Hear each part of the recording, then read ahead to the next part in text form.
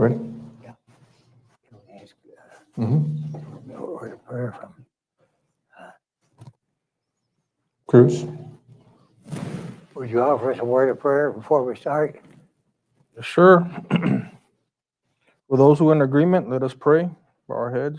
Dear Lord, thank you for this day, O Father God.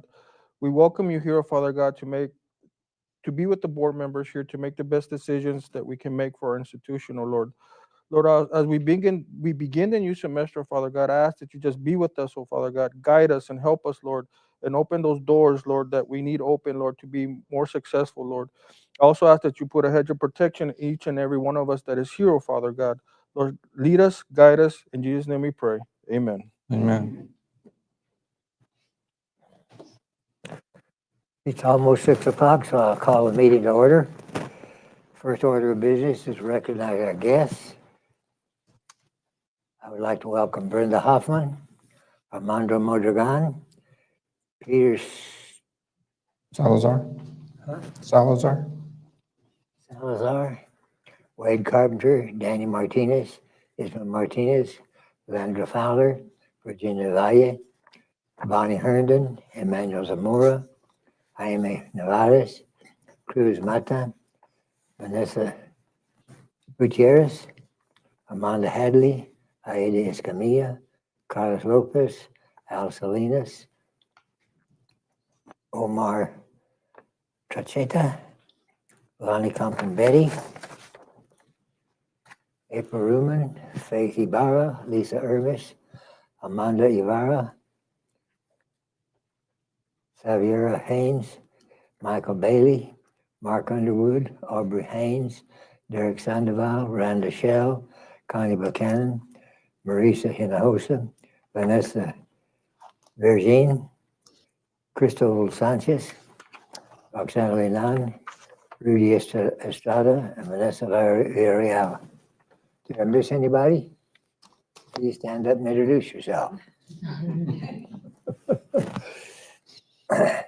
we have an audience of patrons? None, sir. No audience of patrons. We have reports for the construction report, the workforce report, office and grants migration, nursing, NCLEX update. Dr. Sandoval, or Vice President Sandoval will begin with the construction report. Okay. Good evening, Dr. Watkins. Good evening, Dr. Gonzalez. Good evening, board members. It's a pleasure to share with you this evening a construction report, what we have going on. I'll begin with the tech expansion in Eagle Pass, and that's our HVAC program to be built. The update is all our permits are acquired. We got machinery and bulldozers on site, and they're moving around ground. As a matter of fact, Maverick County was blessed with rain, and it filled up the hole a little bit with rain the other day. So it's a good problem, but we're on the very, very beginning stages. Nothing much to report other than the bulldozers are in place. Load sheets for electrical services are out. We're sitting really well from where we're at in Eagle Pass. A Del Rio welding and construction science report. Our permits are in as well. We got our electrical all lined up, ready to go. They are bringing in a little unit to host the construction site. And so the electrical power is getting all there and everything is ready to go. I will share with you those two projects will be overseen by our maintenance director, Al Salinas, who's in the audience tonight. And we just wish him the best. And we keep in contact. I'll also share with you both of those projects. Completion date is target of April of 2026. So we got it, and we look like we're sitting okay. As far as our paving project that's going on across the institution, the first one is on the Uvalde student parking lot, and that was just as you come into the main entrance on the right-hand side. That's a beautiful parking lot that they finished. We're really happy with that. The second one happened on the Eagle Pass campus by the administration on the west side of campus, right by the administration building, the Bidmayo building, and that also is completed as we speak today. So again, it's looking good in Eagle Pass. The contractors, DKM, came back to the Uvalde campus and started the groundwork in front of the Briscoe building. All of the groundwork is set. The next project they're going to do is head back to the transportation area where we have our fleet and our maintenance vehicles. What's going on there is we are in transition. We will be moving all of our fleet and all of our vehicles outside of that area so that they can get their groundwork completed. As that happens, Uvalde campus will make adjustments in which we have to go through the drive that is in front of the automotive between the softball field. So a little bit of an inconvenience. All the faculty will be picking up their vehicles on that side. All our fuel up will be going in through that area as well. So not to fret, not to worry. I think we're going to be okay with all of that adjustments. So then they're going to lay the work and we're going to vote that they go to that transportation area first, get that done, and then go back and finish up at the Briscoe parking lot. So major projects that are going on here on the Uvalde campus. The final one is on the Del Rio campus. And at the Del Rio campus, we are in contact, again, with Vice President Buchanan, who knows this, and we're talking with DKM. As we build that construction site, the paving is going to happen on the very south end, but that's where the construction trucks are going to be coming in.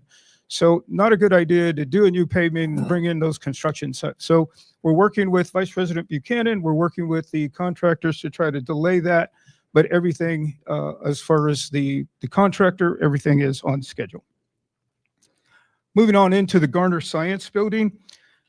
A couple of years ago, we did phase one. We're looking at phase two and adding outside air to 3 different classrooms and / labs in that building. The MEP Engineering out of San Antonio is working on that project. They're 40% completion of the documents. They've been on campus several times since this summer. And so they project that the construction will start in January of 26 and be completed in July of 26. Big project going on. Gymnasium and air condition. And that is, again, with MEP Engineering out of San Antonio. They, again, have been on campus several times. So they're looking at 55% of the completion rates of all the documents and the schematics, the drawings, the units, the size. All of the schematics are getting right there in order. We will complete our basketball tournament, our high school invitational basketball tournament, the first week in December, and then we're looking to bring them in afterwards. So December 15th is the start date for that gymnasium project. As well as in the gymnasium, we're talking about adding a concession stand. As you know, for years and years during our basketball tournament, we've always got a little trailer on the outside. It's time, as we invest money into the gymnasium, just to upgrade it as well. We're looking into enclose the south entrance, and we're going to make a concession stand in there, put a little sink, electrical outlets, hot dog roller, little refrigerator, just to be, again, moving up, being a top college that we are, and we're catching up. So we got the idea of leaving the windows open to watch the basketball game through the glass. You won't miss a dribble as you get your hot dog and watch the game. So that project is underway as well. Not completed. The architects are still in work and in progress, but nice looking project that we're looking at. I'll go on to the Tate Auditorium. The Tate Auditorium is having an upgrade. This is from lighting, audio, video, and the network to upgrade all of what we have.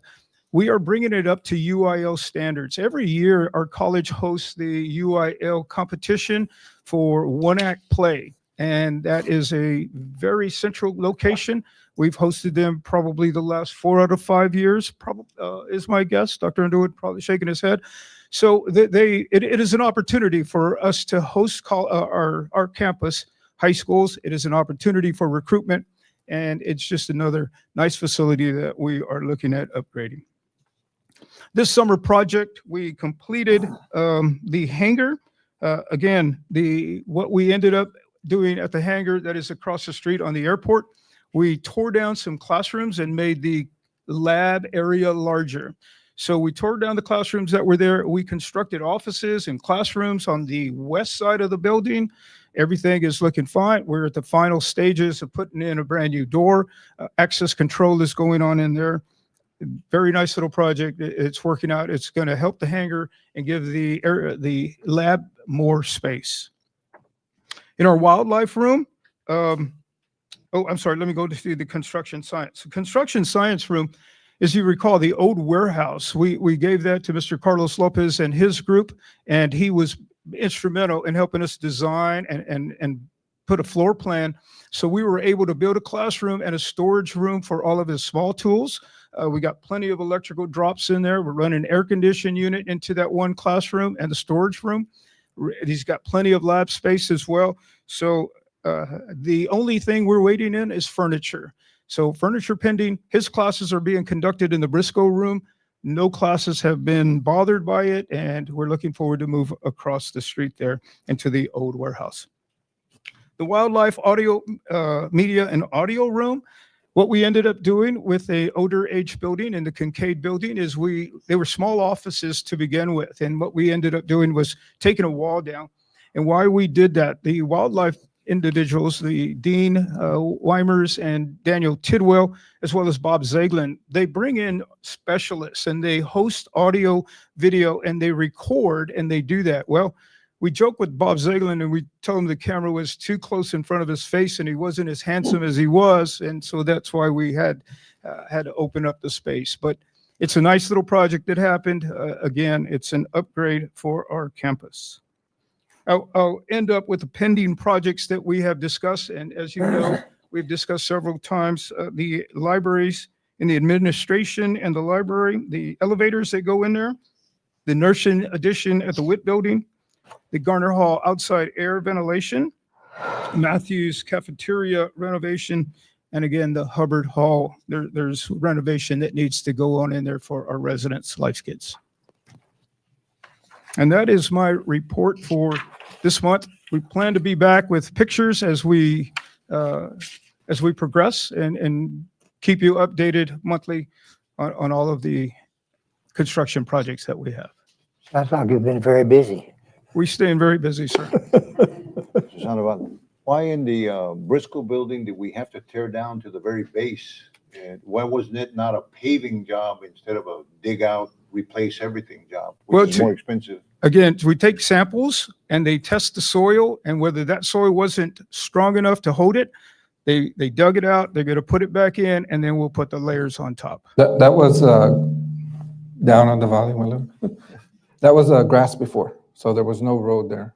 Oh, okay. I thought it was a parking lot. before. No. Oh, no, No sir. We're adding the parking lot. I'm so sorry. Okay. Yeah, we're coming off of grass. Okay, I thought we were repaving. I No, thought, sir. oh, No, okay. sir. And you have down here on pending projects to do the nurse additional, the Witt building. Didn't we just renovate, spend like $1,000,000-something on the Witt building? And why do we have to renovate anything else? We're increasing. We've heard from the nursing department that they are growing in their classes and they're growing in the number of students. The work I understand from the director, Ms. Hadley, is both Eagle Pass, Del Rio, and Uvalde students. And what they can do is combine the classes all into one, into a larger lab. So we're being able to make that happen for them. Not to mention, we're going to be state of the art. Some of the blueprints have, again, they have offices in there. They've got a reception desk. They're going to make it a real life atmosphere of a hospital. This is not a remodel. This is adding Adding to building. the building a skills lab area, primarily a skills lab. So it'd be new. New construction, yes. Oh, okay. Adjacent, attached. I That's said, what the wait, architects- we just renovated the whole Yes, deal. they redid the whole air system, but this would be adding more square footage to our allied health program. And on the construction science, we renovated that area and stuff. And how many students do we have in there? Any idea? It's 10 right now for those. 10? How many did we have last year? It was pretty similar, the same thing, but the students actually built the project on their own. So Okay. they actually performed the work for it. So Is 10 a good number? it's been growing, sir, originally. So, and then on the dual credit side, it's blown up too. So. I want to take that class. Okay, and let's see.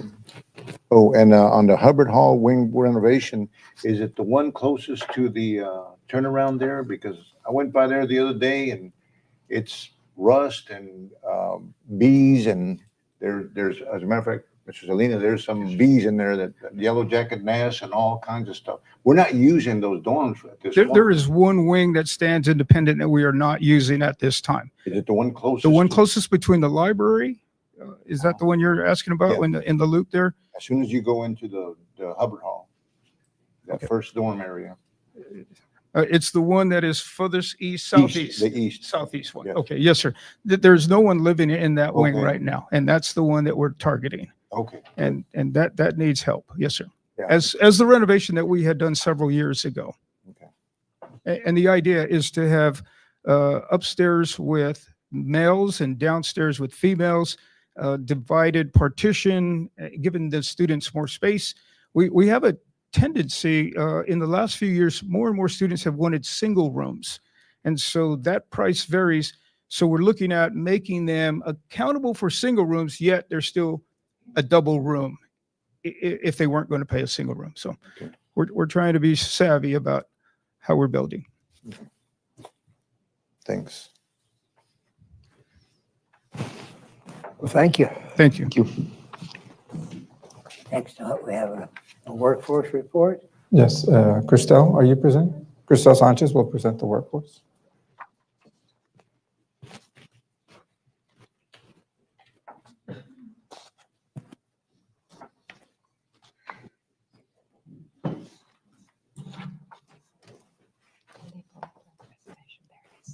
Good evening, Board President, President Gonzalez, board members and community. My name is Christel Sanchez. I'm the Director for Workforce Training and Development. And tonight with me are our coordinators, Ms. Marisa Hinojosa from Eagle Pass, Texas, and Ms. Vanessa Berjan, Uvalde. And we're going to be presenting on Workforce Training and Development, our department. So we wanted to start with student impact. We have a quote from one of our students. Her name is Sierra Luna. She graduated from our Powerline Technician program and our CDO program this past June. So her quote is, "This program takes a lot of dedication and hard work, but it is worth it. Friends who went through it encouraged me to join and told me it would pay off. And they were right. It's not easy being away from my kids, but I know the sacrifice will be worth it. I'm excited to start my career as a Powerline technician." So Sierra, she's from here, from Uvalde, and she finished her training in June, and she got her CDO license back in June. Wow. So our mission. So in workforce training here at Southwest Texas College, we focus on quality short career trainings. So we do everything that's shorter than a semester. We aim to do to align all our trainings with our demand occupation fields. We partner with our service area institutions like MET, Motivation, Education, and Training, the Texas Workforce Commission, Middle Rio, Adult Education and Literacy, and Vocational Rehab, just to name a few. We have a lot of partners. We partner with both private and public institutions, and our aim is pretty similar: to enhance the workforce in our region. Our service area. So we have offices here in Uvalde, and we have offices in Eagle Pass, and we offer training in Uvalde, Cotula, Dilley, Crystal City, Eagle Pass, Del Rio, and Hondo, and pretty much anywhere where the college serves. We also offer classes in Pierce, La Pryor, and Cotula High School. So anywhere where the college offers courses, we offer workforce training as well. We recently expanded our Powerline Technician program to Eagle Pass, and we expanded our CDL program to Uvalde. We've been in operation here in Uvalde for a year already, and we are an approved Department of Transportation testing site for Eagle Pass and Uvalde. So we are approved to administer the CDL test for Class A and Class B. And we recently moved the CDL program to our new campus in Eagle Pass at the Medical Drive, and our Powerline program as well. And we have plans to expand into Del Rio, our Powerline Technician program. Our workforce programs. In our department, we have career pathway programs such as professional truck driving, Powerline technician, electrical pre-apprenticeship, medical billing and coding, electronic health records, pharmacy technician, medical assistant, certified nursing assistant, phlebotomy, and construction principals. We also have industry recognized short-term certifications like forklift, OSHA, CPR for non-medical professionals. We also have the Professional Communication Hospitality Certification and our Food Handler Training and Certification. In addition to that, we have specialized workshops such as law enforcement, continuing education, principles of solar panel installation, the drone pilot exam certification preparation, and community enrichment classes such as balloon art, soap making, and interior design. So by the numbers, these are some of our enrollment stats. So the numbers are a little small, but in the past year, so these are numbers for 24-25. And since we printed this, we've had a little bit more enrollment in a lot of these classes because this is at the beginning of August. So we have trained 158 CDL students in both Eagle Pass and Uvalde. That's a combined number. We trained that's a small number. 84 basic medical assistants, 80 forklift operators, 66 power line technicians, 60 phlebotomy technicians, 58 OSHA 10 certifications, 60 child development associates. We do that class in partnership with the workforce. They sponsor that one for our local daycares. 25 billing and coding specialists, 18 electrical principals, which is electrical pre-apprentice, and 16 pharmacy technicians. And those are the programs that are more prominent. We have many other classes that vary in enrollment. So for our Uvalde campus, we've had a total of 222 students. We have 45 from the professional truck driving, and that was brought this September 2024. So that was our first year having the program here in Uvalde. We also had 51 power line technician students. We also had our child development associate, which is a total of 59 enrolled. We also had our criminal justice in service, and we trained 55 of our local law enforcement officer.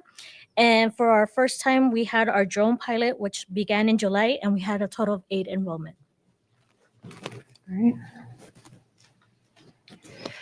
Southwest Texas College was awarded a $250,000 true grant.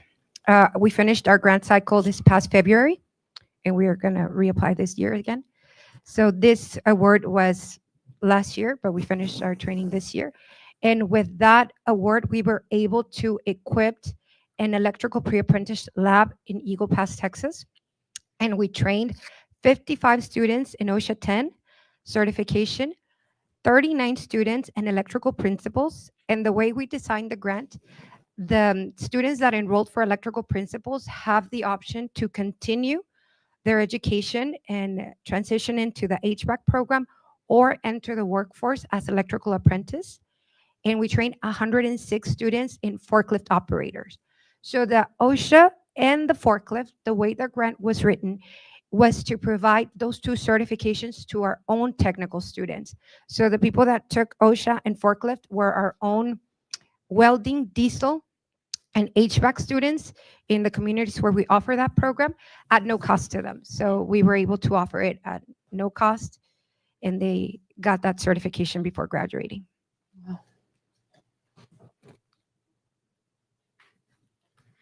Okay, so some of our key accomplishments, we partner with Hill Country MHDD to support Uvalde's new inpatient facility. Hill Country MHDD provided scholarships and training for our local coworkers. 29 students completed the training and 27 earned their certifications. We also partnered with the Crystal City Coalition to launch a medical billing and coding with electronic health records class. Currently, there is 14 students enrolled in the program, and the initiative provides job-ready skills for a growing career field. This year, we were with the help of Mr. Lopez and Dean Mondragon, we have been able to align our construction principles course that we do in partnership with MET. We offer this in Crystal City and Eagle Pass. with our construction science program, allowing students to earn advanced placement and get credit for skills like carpentry, floor, wall, and roof systems, helping them accelerate their education and enter the workforce sooner. So this can serve as a pipeline into our credit construction program. Reach, revenue and reach. So through a grant from Union Pacific, we trained 46 students in introduction to solar panel installation, and we delivered training in Cotula and Dilley High School at a reduced tuition. We also surpassed our revenue goal by 155,000, reaching $1.66 million in tuition revenue. In addition, we were able to get funded by the state 199,000 for occupational skills award and ICLCs, credentials of value. This was achieved through consistent program growth and strategic partnerships. And this highlights the trust that our partners have in our high quality workforce training.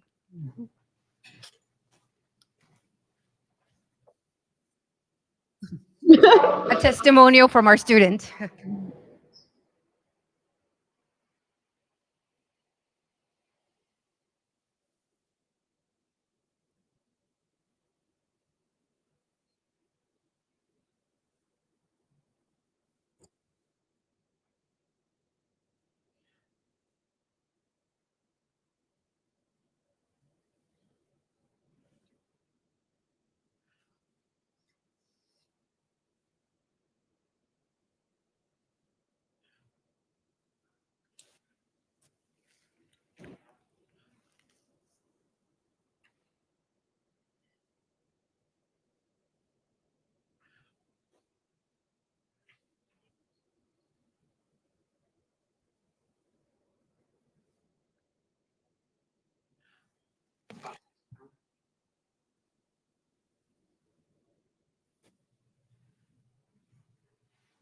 So that was our CDL student, Brandon Franco, and he recently completed his program. He's already out there driving.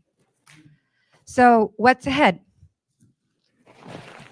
Okay, so we are developing a dental assisting program in Uvalde that addresses a consistent healthcare staffing needed.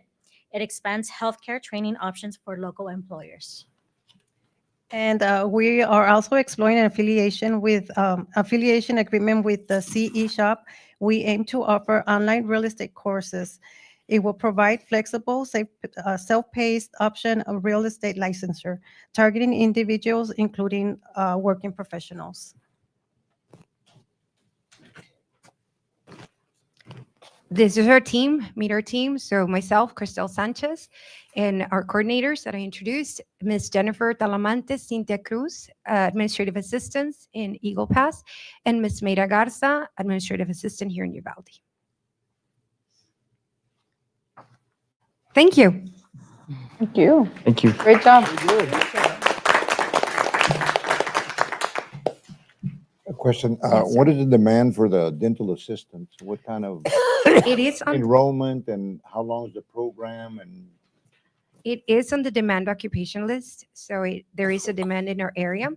And we recently met with the CFO, I believe, of the clinic here, our clinic, our health. Yeah.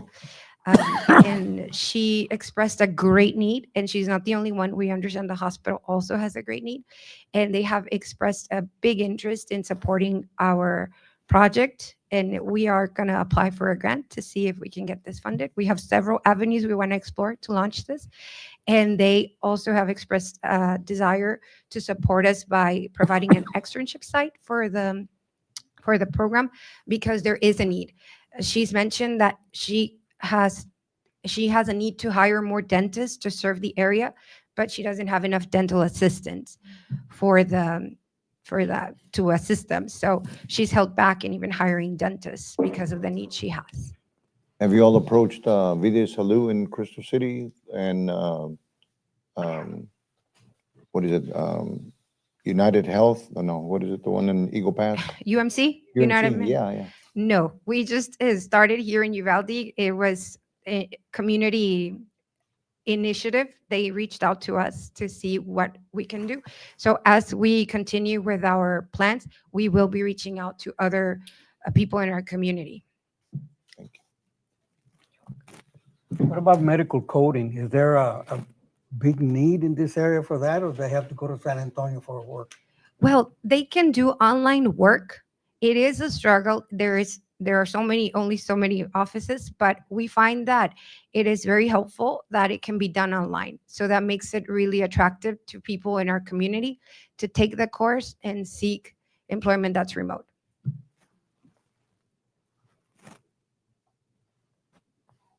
Thank you, Christelle. You're welcome. Thank you. Thank you. Thank you.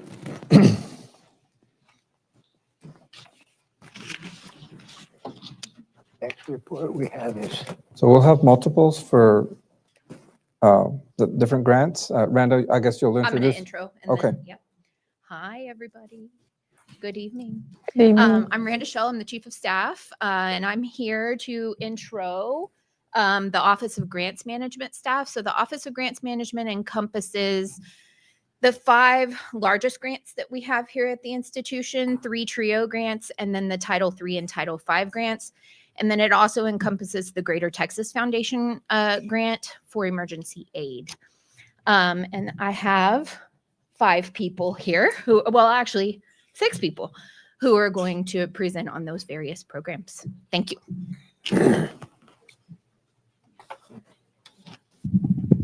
Good evening, more board members. Good evening, everyone. My name is Omar Iracheta. I am one of the TRIO programs with Educational Opportunity Centers.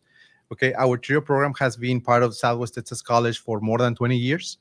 We serve 1,000 students every year, and we get funding from the federal government, the Department of Education, $284,745 every year. Wow. So our TRIO program is pretty much the front line of the students. We receive the students, we go out there and recruit the students in the community.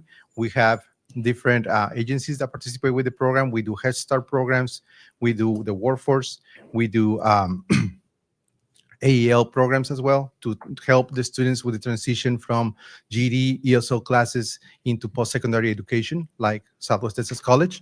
And we also help those students that graduate from high school to connect with, thank you, Dr. Shaw, to connect with the college. We know how struggling and sometimes overwhelming could be the transition from one school to another, and we help with that process. We help them with the admission application.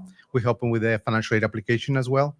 We help them with academic guidance so they know what courses they need to take, when they need to take them, and guide them to the time that they need to spend in college before they start wandering around, and just because their friends are taking classes, they want to take the same classes, and we help them like, no, this is your program, this is what you stick to.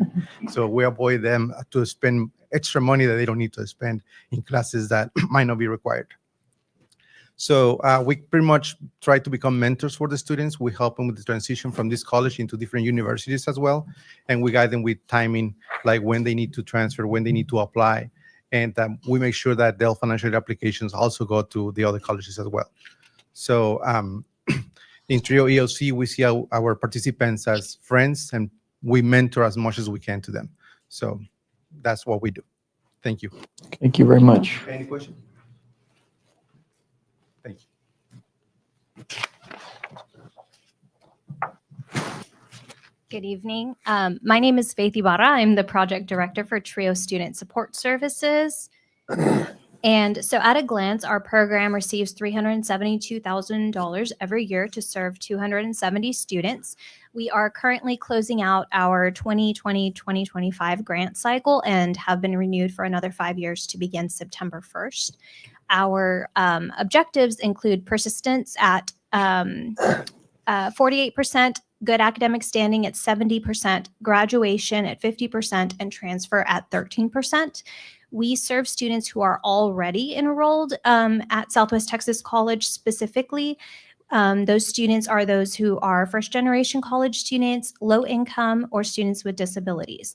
Some of the services that we provide include tutoring and mentoring, academic advising, financial literacy, university campus tours, information on federal student aid, as well as helping them with the FAFSA application.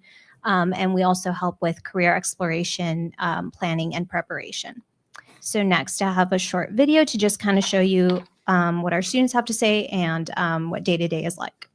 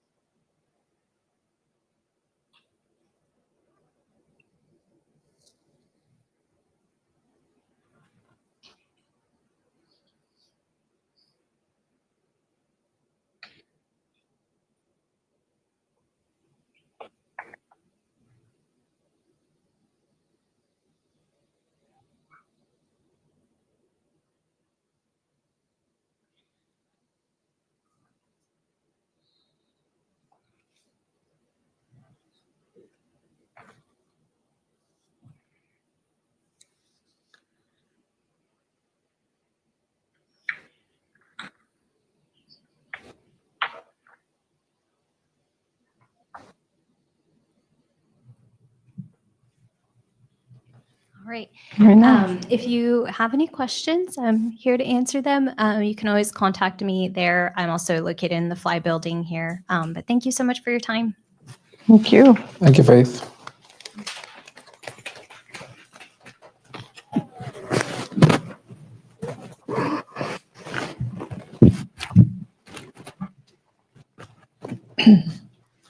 Good evening, everyone. My name is Jaime Nevares. I'm the director for Upward Bound here at Southwest Texas College. Upward Bound began in 2017. It is a federally funded TRIO program. The program receives approximately about $30,000 annually for a 5-year cycle. We're currently in year 3 of the second 5-year grant cycle. Some of the core services that we provide are academic tutoring, college entrance exam preparations like SAT, ACT, college administration's assistance, financial aid guidance, mentoring and advising, college experience program, as well as study and time management skills training. Let me see, that wasn't the window. Sorry, guys. There it is. Okay, so this particular window here shows a snapshot of our 2023-2024 APR. And so our APR has 6 objectives: GPA, retention, headed to college, test ready, rigorous diplomas, as well as college degrees with reach. The numbers, the percentiles there under target, those are the numbers that are assigned by the Department of Education. And so for GPA, we scored a 95 percentile exceeding the 48%, the 47%. Under retention, we scored 100%, exceeding the 24%. And the headed to college, we scored an 85%, exceeding the 64 objective. Test ready, we scored 100%, exceeding the 31%. And rigorous diplomas, we scored a 73%, exceeding the 5%. And lastly, for college degrees within reach, we achieved a 67%, exceeding the 15 percentile.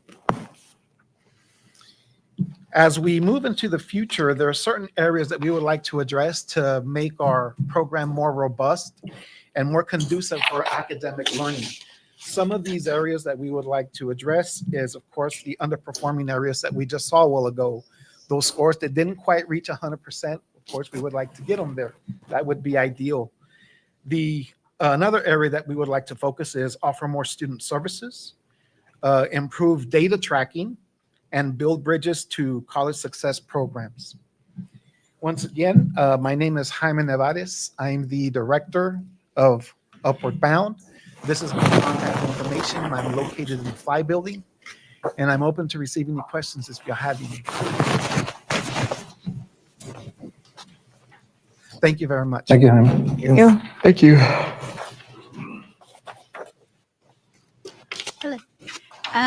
My name is Amanda Ibarra. I am the project manager for our Title III Department of Ed grant titled Full Steam Ahead. We are in year 4 of 5. We'll be coming to an end next October. And so there's a lot that this grant has encompassed and continues to move forward. We receive about $700,000 to $750,000 a year, so it is one of our big ones. Part of our focus is our STEM students, and so on Title III, we like to think of it as servicing the whole student. So the way that we've done that is through new programs such as our cybersecurity program, surgical tech program, and then most recently, we've partnered with Kubota Tech and our heavy diesel mechanic program and equipment. And so as we move forward, one of our objectives is to reach 15 micro-credentials for our students, new micro-credentials, and so that helps them become more employable. And another aspect of that is creating more precise and updated articulation agreements throughout our college, not only for our students to transfer out to other universities, but also to from high school to us and then outward.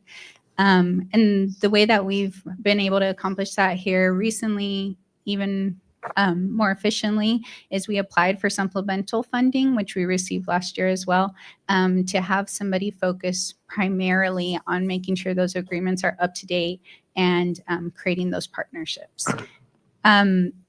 The biggest part that we have focused on is improving STEM course success rate for our students. And the way we do that is through our STEM mentors, which is they're not only located here servicing our college students, but also partnered with our local dual credit partnerships. And so they right now are housed at our bigger campuses weekly. And so they're able to check in on the students, kind of fill in the gaps where we need more one-on-one faces, right? Our mentorships. And we also partner, just like I mentioned earlier, with Kubota and looking for different STEM area partnerships to bring our students more opportunities, especially here locally. The other aspect of that is investing in our faculty. So we have invested in iDesign, about $300,000 worth. And we continue to partner with our help of our academic team and offering professional development such as AQ, which we just had our recent graduates from that class too. I say that we wholly support our students because not only are we worried about their academic success, we're worried about their mental health. And so on the flip side of that, we've been working hard at turning our student activities over into more of mental health capacities with various events. We have an Active Minds Club at every campus, or we're getting there. And then we've offered just multitude of services with our area mental health agencies and partnerships, and we're heavily involved with Team Uvalde here locally and just branching out from there. I'll talk a little bit later about our basic needs program, but Title III does have funds tied into there as well to help our students when needs come up, right? And then some of our various events that we've held on campus. Part of our Title III grant that we are awarded is because we are an HSI college. And so we're a Hispanic serving institution. And so through Title III and a previous Title V, we have been able to just embrace our Hispanic heritage here on campus more and more. And you just see us everywhere, honestly. So thank you so much. If you have any questions, there's my contact information. Thank you, Amanda.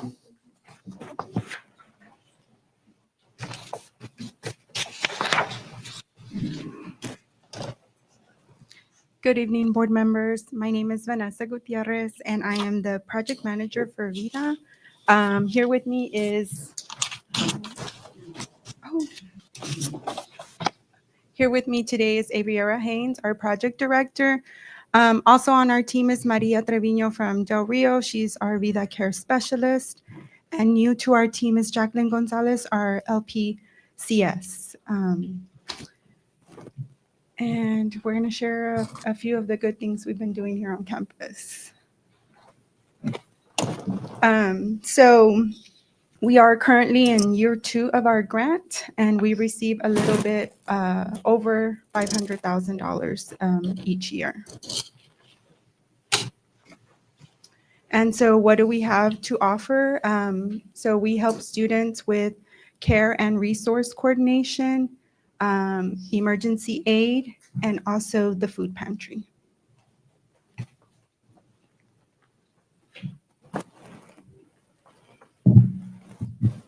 I'll let you do it. So with a lot of support from very generous donors and different companies, different community groups, and our partnerships with San Antonio Food Bank and now the South Texas Food Bank, we're able to fight food insecurity and make sure that our students don't have to choose between, you know, education and just getting a meal. And so since opening, actually, the first fully functioning Cowboy Pantry was open here in Uvalde, January of 24. We've filled over 1,000 orders. And we now have them located in Del Rio, Eagle Pass, Uvalde, and Crystal City. So we've got that done in about 1.5 years. We've got them all done. And we also work very closely with community partners. We have Wellness Wednesday community partnerships where we allow students to connect with them, you know, take advantage of the many services that they offer. And they will come, you know, out here to campus and be with our students. And so that's a very beneficial thing that we have. Through the VITA grant, we've been able to upgrade the dorm kitchens, both in Garner Hall and Hubbard Hall. And we just wanted to give the students a space to be able to prepare affordable meals and also help with food insecurity. And so what's next? So finally, all of this work is going to come together in our very first VITA Resource Center that will be opening in Del Rio. And I want to thank VP Buchanan and her staff. It's been great working with them. We've combined some of the resources in the building to make it a truly kind of a student resource hub. And so we've been really working hard on that. It will be kind of the hub in Del Rio for student support. And we're also very excited. And I want to invite everyone to our official grand opening on Thursday, September 4th at 11 a.m. So thank you for allowing us to share VITA with you. And we're very proud of the impact that this project has already made in the less than 2 years we've had this grant funding. So I'd be happy to answer any questions you may have. Do you have any statistics as far as how many kids y'all have serviced? Any students? How many students have come? We do have, I mean, we keep a lot of data. I mean, because we have to provide it to the federal government. Here in Uvalde, I mean, number of students is less than orders. They're allowed 2 orders a month. So number of students, but I'm going to say it's around 300 here in Uvalde every semester. Total number of orders. I know we just hit, I think yesterday when I looked in the Uvalde pantry, we had hit 1,005 since January of 24. And Del Rio is just now getting open with the VITA Resource Center. The Eagle Pass Pantry has really picked up as well. And so it's a really good resource for them to just be able to pick up something. We also provide, like, they can come in and get a snack or a drink every day, you know, if they can't get lunch or they just need a snack or something. And all kinds, and just help in that way. So we've been blessed with the generosity of the college and our community. We have people calling us now asking, hey, can we do a food drive for y'all? It's like, yeah, that's great. Any other questions? Thank y'all. You. Hello again. So I am also the project director for our Greater Texas Foundation grant. This is a private grant that we received last year. We just finished our first full year with this grant. We have 3 years to go, or 3 years in total. So we're entering into our second year, and we receive $50,000 every year as long as we meet our match. And so what Greater Texas Foundation is doing for us is they've put us in a cohort with other colleges, and we meet once a month for about 4 hours, 5 hours, and they're helping us to build our emergency aid program. So Title III and Title V, we received some funding to kind of get it started, but Greater Texas Foundation has taken us kind of to that other level where we're creating a manual and forms and just seeing what works, right? And how do we best serve our students in this capacity that are facing emergency needs? And through that, we have created an emergency aid sponsorship program. And so what I mean when I say that every year we will receive $50,000 is that's tied to a match. So this past year, we had to raise $7,500 in order to receive $50,000 more this year. And the reason that Greater Texas Foundation does that is so that they see that we as an institution and as a committee are investing in our students as well. And so through this past year, we've had various fundraisers. As y'all saw at graduation, we were selling water. And so we've been working hard to try to meet that match. And so now this year we are tasked to raise $15,000 in order to receive additional funding through that last year. We have been able to help a multitude of students with these resources. We've combined kind of our people in different areas. And so I am the project director for this grant, but I am nowhere near working alone on this. We have a committee of people, Vanessa Gutierrez, Connie Silva, Amanda Lopez, and Irma Garcia from the business office. And we have a steering committee as well that helps as needed. This is a campus-wide effort. We cannot have just one person do this. We have been receiving about 2, 3, 4 sometimes referrals a week. And so we do the best that we can to help the students. And I do want you to know that part of this grant also holds us accountable to reach out to community resources first and local resources. So are they eligible for grant money with our financial aid office? Can they receive money in the business office somehow? So we really try to help the student through our local avenues first before they receive emergency aid. But we have seen everything from transportation, tuition, just daycare, housing, food. So through this tier program, we are asking for local businesses and organizations to invest in our students with us. And so what that looks like is asking for sponsorships. It would be very difficult for us to raise the $15,000 by ourselves. And so we are trying our best, and all we're asking is for the businesses to join us in this effort to taking care of our students as best we can. And so that's what those tiers look like. And then here are some of our student testimonials. So far, there have been so many students that just vocally say thank you, and they don't know how they would have gotten there without the help. So. there any questions? Thank you. Thank you. I just want to add one little thing. We didn't get it in the presentation because we didn't have this information. So each year, the five big ones, Greater Texas also has an annual performance report. Mr. Nevada spoke a little bit about the APR. That's what that means, annual performance report. The 5 federal grants are required to submit an annual performance report to the federal government. We have received previously substantial progress notifications for all 3 of the TRIO grants, but last week, kind of in the middle of I think it was Wednesday or Thursday or Tuesday. Okay. We received letters that both the Title III and Title V grant have met substantial progress requirements, which means that we're hitting the marks. So all of those targets that we've put in, we're either meeting or exceeding those. And that's being recognized by the federal government. And that's how we continue to receive funding. We would not, if we were not meeting the substantial progress, we wouldn't get that funding each year.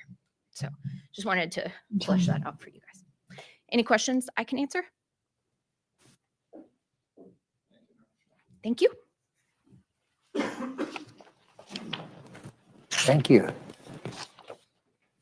Next, we have a nursing update.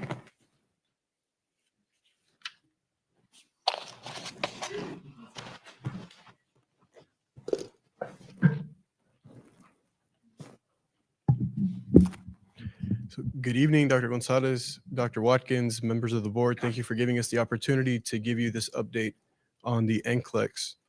For those of you, sorry about that.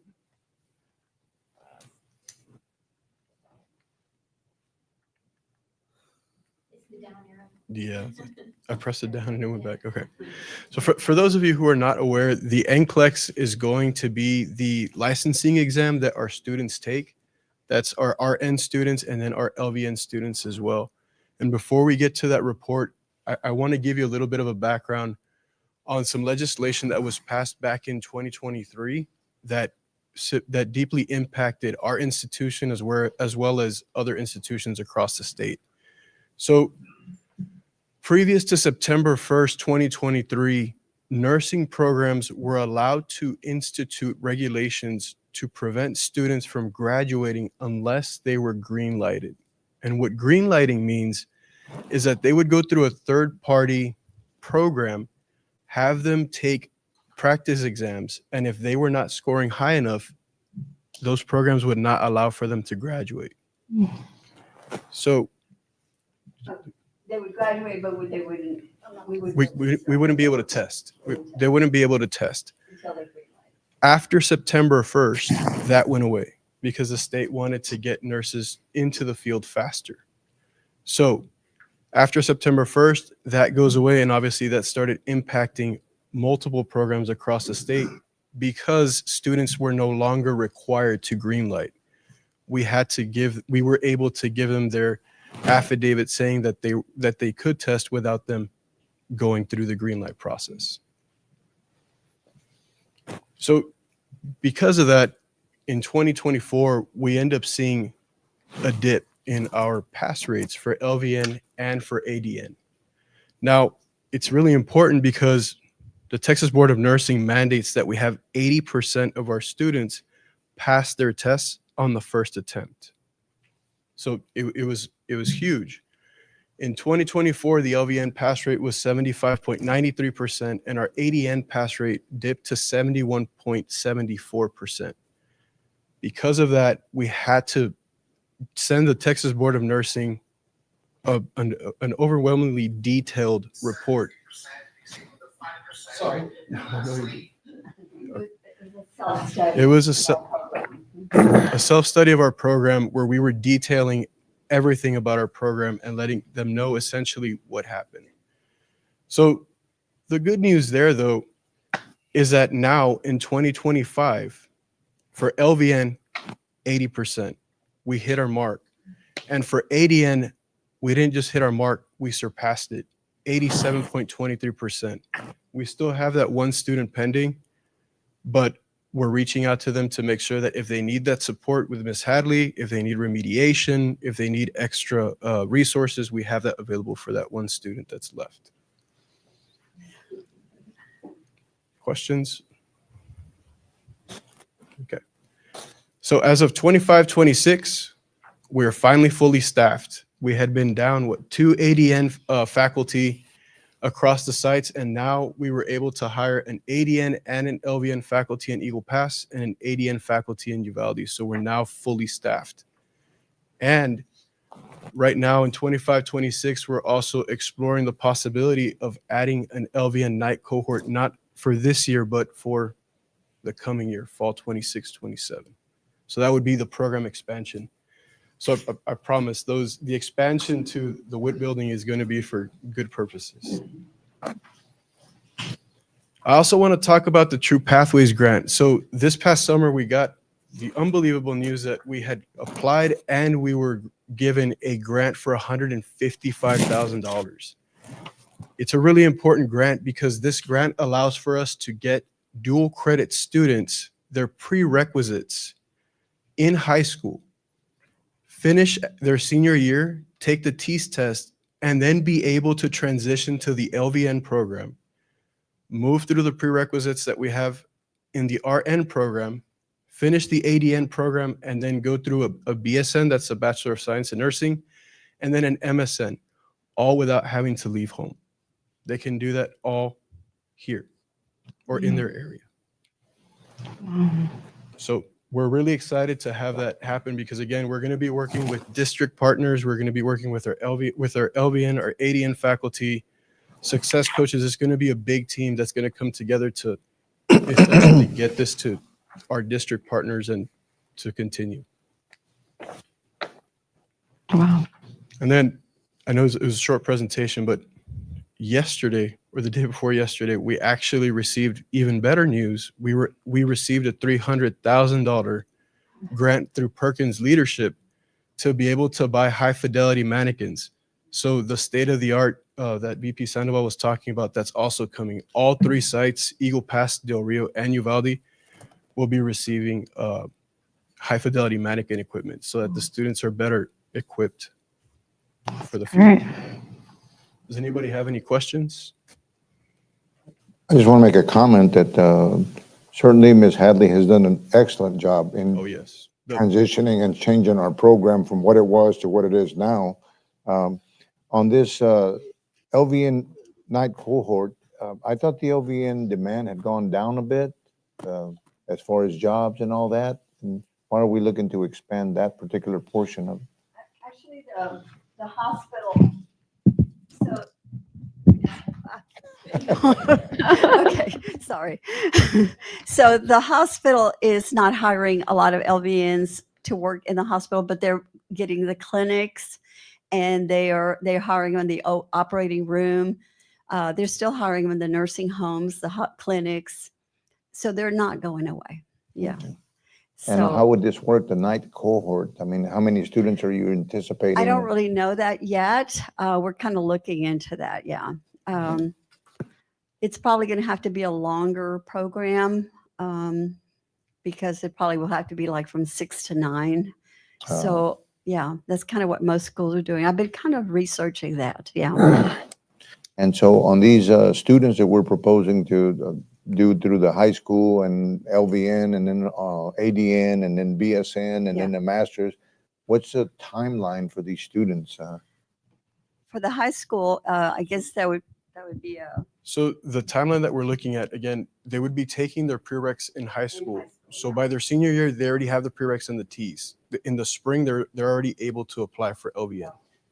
So then they go through our full AVN track. Which is a one-year program, right? Yes, the one-year program.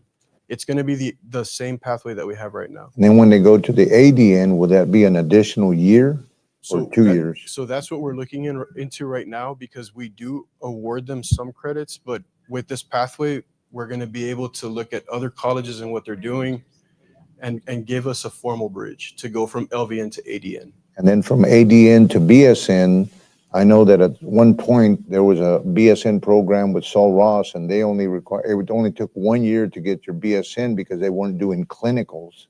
They basically took the credit from the ADN program clinicals and transitioned. So instead of going another 2 years, they were only going 1 year, so. So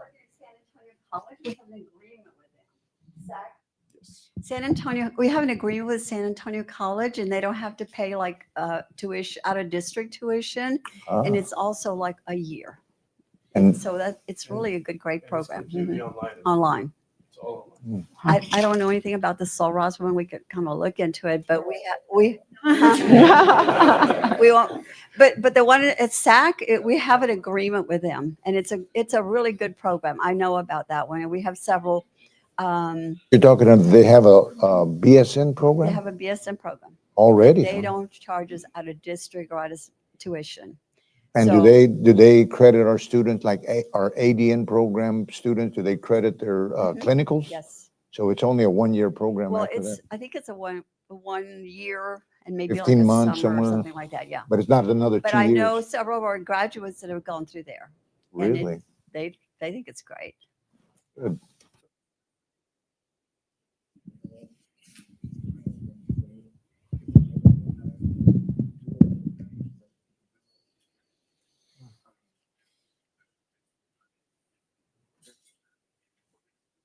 Of that pathway.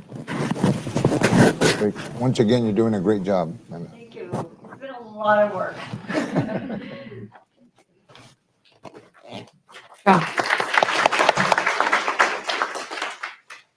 Thank you for that. That was wonderful.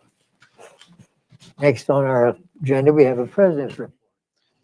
Well, I hope you all enjoyed that presentation. You can see we've been very busy. We get gotten a lot of grants. We get a lot of grants. We use it for great purposes. We have a great team that's leading, the grants and, educating our students. It's just a glimpse of what we're doing at this institution. So as part of the president's report, I'm probably not going to speak a lot on tech expansions and bond projects. We'll have that construction report recurring for the next year or so, and we'll cover those updates through that construction report. On the leases, we reached an acceptable agreement with Sol Ross in accordance with the guidance that the board provided me last month. Legislative, there's a couple of bills that we're having to address that were passed this past session or the regular session. First, which is Senate Bill 2615, and that bill directs institutions of higher education that faculty need to teach an office from campus. The way a lot of these bills come to fruition is somebody calls a senator and has a pet peeve that their child was in a particular university and the faculty member was never on campus. So then they pass a bill and make it applicable to everybody. So that's going into effect. It doesn't impact a lot of our faculty. Most of them are already teaching from campus. It does exempt adjunct and dual credit. The other one is Senate Bill 37. Again, this is primarily targeted at the big universities where there's faculty senates that actually do the hiring recommendations to hire faculty. We have a faculty association that's really an advisory group to us. They're members of our cabinet. But Senate Bill 37 is just a wide swath across every higher ed. And it's requiring that we establish a policy to govern the authority, the roles, the composition of a faculty senate council. So we have that further down on the agenda for board consideration and compliance with the law. This is not on your list there, but there's a new bill that we're into the second special session of the legislature, and there's a bill that was filed. It's HB 46, and it has to do with property taxes. And that is a bad bill for us because what it attempts to do is limit the the budget, so the budget that we passed in May cannot be more than an adjusted of last year's budget plus population growth or inflation.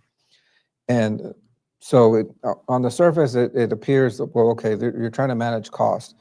But when you look at our institution, and every year we try to address deferred maintenance, we wouldn't be able to fund deferred maintenance because that's going to eat up more than what our population is not growing. And so in essence, the budget remains static. It prohibits, it could prohibit the expansion of tech programs, replacing tech equipment, higher utility bills, all that. It's just goes counter to what the state did with HB8 and encouraging workforce development and new programs and shifting programs to those that are in high demand, high need. So I'm drafting a letter to our representatives expressing our concerns with HB 46 because it would be bad for, especially for community colleges, it would be bad for us. 25-26 year, you can read there. We had our convocation, staff convocation, went well. Accreditation, we're in our final stages of submitting our responses to the offsite. The onsite committee will be here October the 20th through the 23rd. And we will be ready for that. Had a meeting with Superintendent in Crystal City. And then you have a list there of, upcoming events. We do have Palomino Festival, August 29th through the 31st. Any questions? Sounds like you've been very busy. Our whole team has been busy. A lot of people assume that summers are slow. Summers are crazy busy.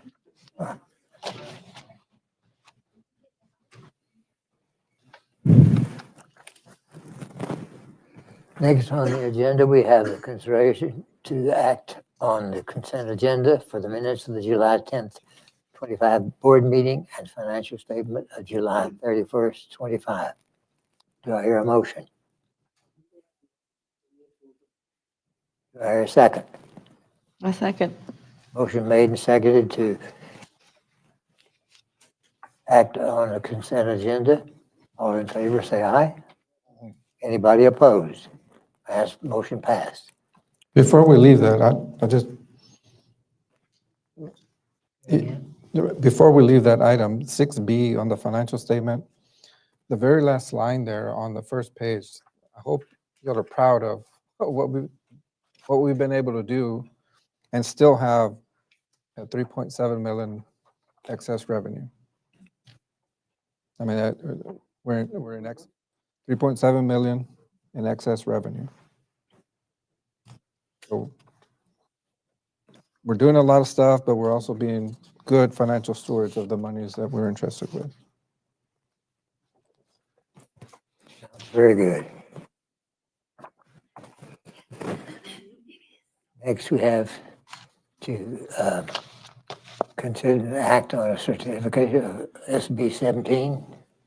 Yes, sir. So 2 years ago, we had the same, actually, it was the same senator that proposed those other two bills. But this is Senate Bill 17, and this is certifying that we are compliant with diversity, exclusion, or inclusion and equity laws that the state passed. And they don't want to take my word for it. They require a board to certify that the certification is correct. But I will attest to you that we are in compliance with the law. Do we need to pass a motion on this? Yes, sir. We need a motion, and then you will sign your life away. A motion been made and seconded to accept the certification of SB 17. Do I hear a second? Mr. Lopez, second. Motion been made and seconded to act on certification of SB 17. All in favor? Anybody opposed? Motion carried. Next item on the agenda is to consider an act on local policy BAA establishing faculty council. Yes, sir. So item number 8, this is again in response to Senate Bill 37, which I addressed in our presence report. So we work with TASB and we work with our legal counsel and came up with BAA local as a way for us to comply with Senate Bill 37, establish the parameters of a faculty senate or faculty council in accordance with the law. That's in our extra folder, right? In your extra, yes, because the attorneys were working furiously to get it to us.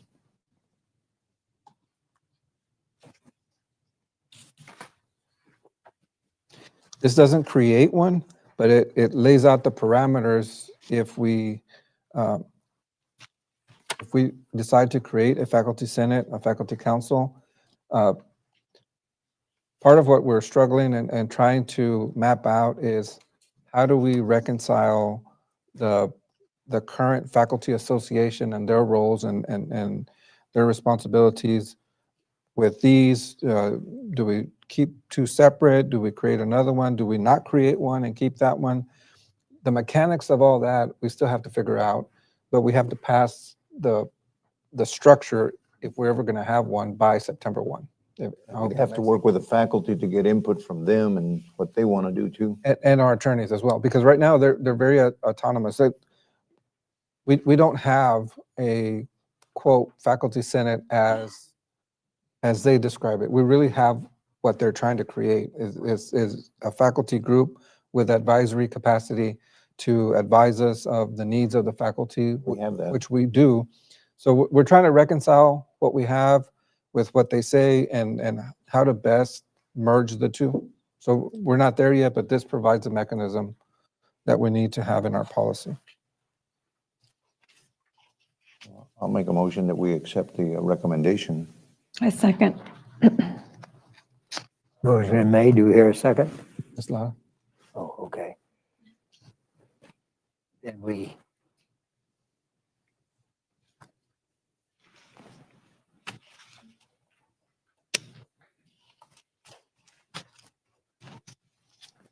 all in favor of accepting the local policy establishing a faculty council? Aye. Anybody opposed? Motion passed.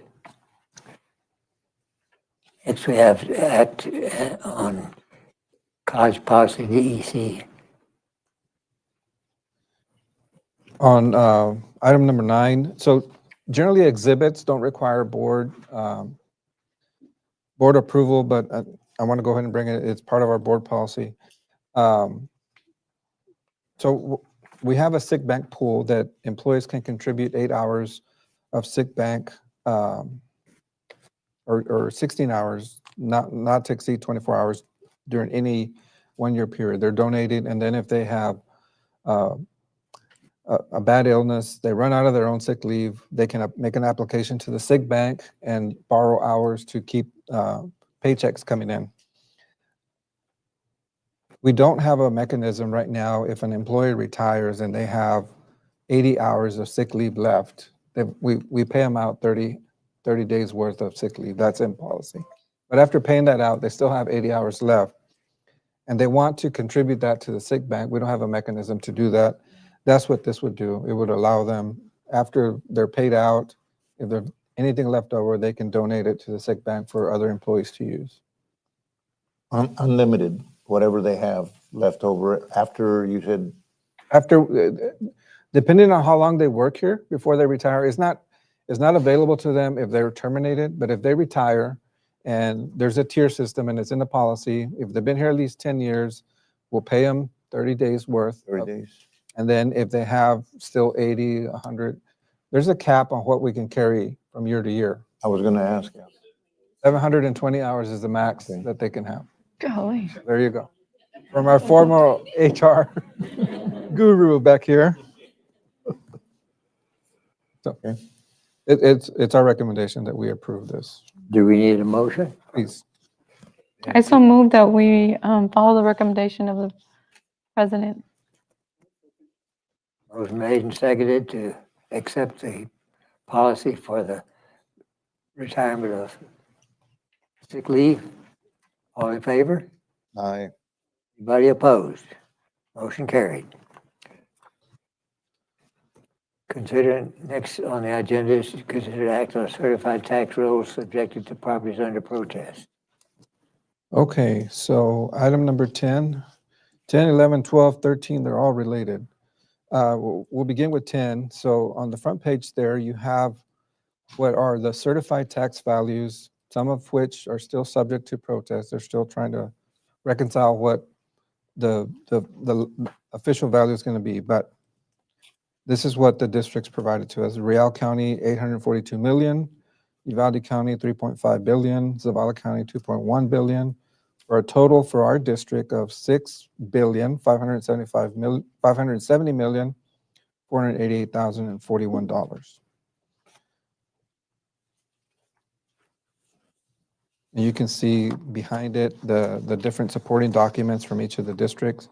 So under item 10, it's the board will just need to accept the certified tax rolls. Need a second? Motion been made and seconded to accept the certified tax rolls. All in favor? Aye. Anybody opposed? Motion carried. Consider an act on proposed tax rate. Yes, sir. This is item number 11. So in calculating so we have our certified tax rolls, and we come up with 3 different rates.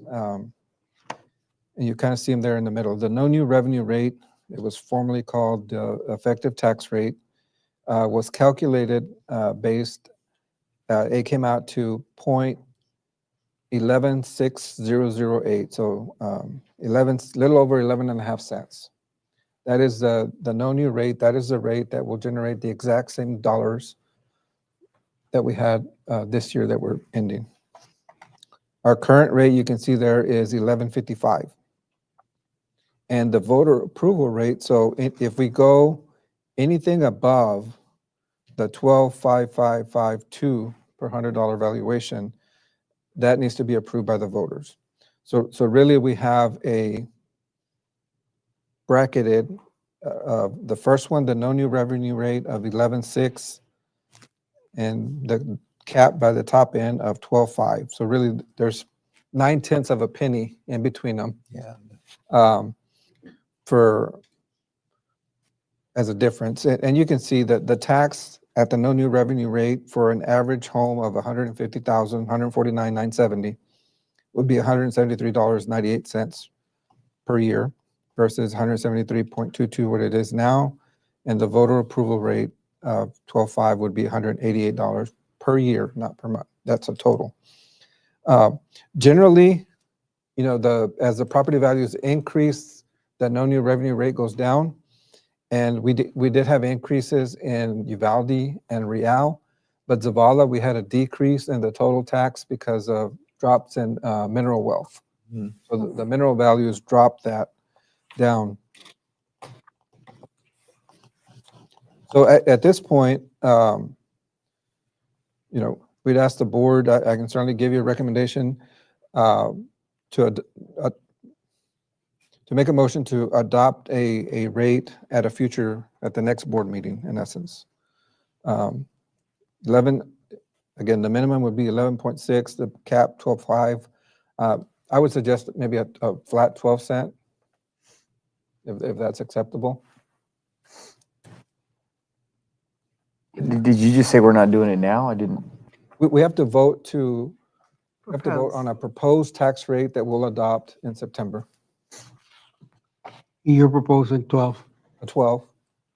It's kind of midway. That's a reasonable request. I make a motion to approve 12 cents. Is there a second? I'll second. Motion been made and seconded to adopt a 12 cent per $100 property valuation. All in favor, say aye. Aye. Anybody opposed? Motion carried. Dr. Watkins, does this have to be a record vote? Yes, please. And Dr. Watkins, please be advised on the exhibit number 11 at the bottom, there's a narrative there, and you'll need to fill that blank in with the 12 cents that we're proposing. Yeah. that I need you to say those exact words for the record. At the bottom of exhibit number 11. So I'll restate the motion that was Okay. made that said, I propose that the Board of Trustees vote to propose a tax rate of 12 cents per $100 of property valuation. This will represent an increase in the tax rate that will provide the college with a greater amount of revenue than in the previous year. Is that acceptable? Yes, sir. Okay, so that was Mr. Munoz's motion. Motion's been made, seconded to accept that. I agree. All in favor? Aye. Aye. Anybody opposed? Motion carried. So since this was a record vote, we'll note that 5 members supported it and we had 2 that were absent.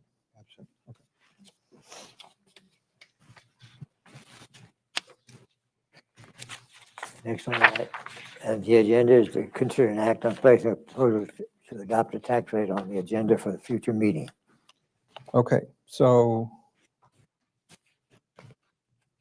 Lisa, Yes, since we went over the no new revenue rate, we will need to have one public hearing. is that the one on the 21st? Yeah. Which one was that? I believe it's 11th. That's today. No, September. I know, I slept. Oh, September 11th would be the public hearing, and then the regular meeting would be on the 18th. yes, so that the 11th would be the Thursday before. We can do it at lunch if y'all prefer. I believe last year we, Okay, so item number 12 would be to consider an act on placing the proposal to adopt the rate on September the 18th. Is that what you need there? yes, sir. The 18th? On September the 18th, which will be our regular meeting. Correct. That's for item number 12. Okay. We don't need a public hearing. We do. Yes, sir. We need We to need- adopt that meeting date first because that drives the hearing. We need one if the rate is proposed is over the no new revenue rate. We need to consider an act on placing a proposal to adopt a tax rate on the agenda for the future meeting September 18th. Correct. Do I hear a motion? Make a motion to that effect. Motion made and seconded. Anybody opposed? Who's second? All in favor? I think Yolanda did. All in favor? Aye. Aye. Anybody opposed? Motion passed. Now we need to consider an act on scheduling a public hearing. Yes, sir. And we recommend September 11th. We can either do noon or evening, whatever the board's pleasure is. Any discussion? I prefer noon. Noon? You make a motion? I prefer noon. Oh, okay. Any discussion? I can't do noon, but I can't do noon. Maybe. Just you and I, Dr. Watkins. And we don't have to have a quorum for a hearing. No, Okay, great. the public hearing, yes, sir. So that's okay. And we may get Dr. Rivera and Ms. Shackelford. And Victor? Victor, you can do, okay. Was that a motion, Ms. Lana? Yes. You made the motion to have the meeting on September the 11th at noon? noon. All in, Victor need a second. second. Victor seconded. All in favor? Aye. Aye. Anybody opposed? We're having September at noon. Okay. September 11th at noon. Thank you. Consider an act on personnel matters. Board will convene in closed session in accordance with the Open Meetings Act, Texas Government Code 551.074 to consider employment-related matters, Dean of Liberal Arts. 7:30, right? Yeah. My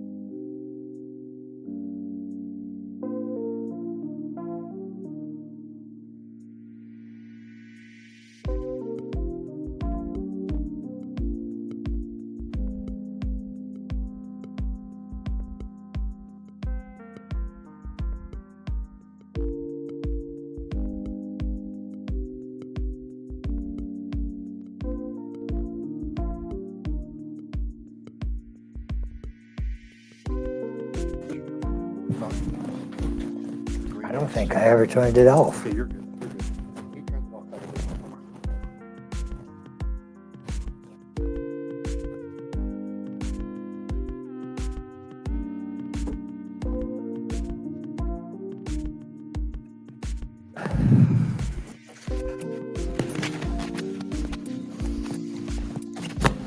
Call the meeting back to order to reconvene in open session again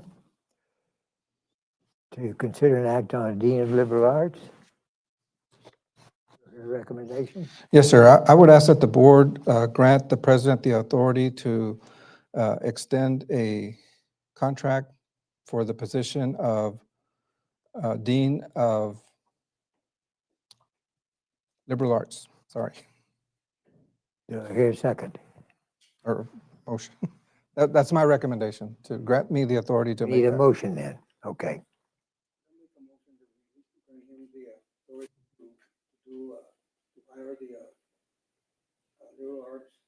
Dean.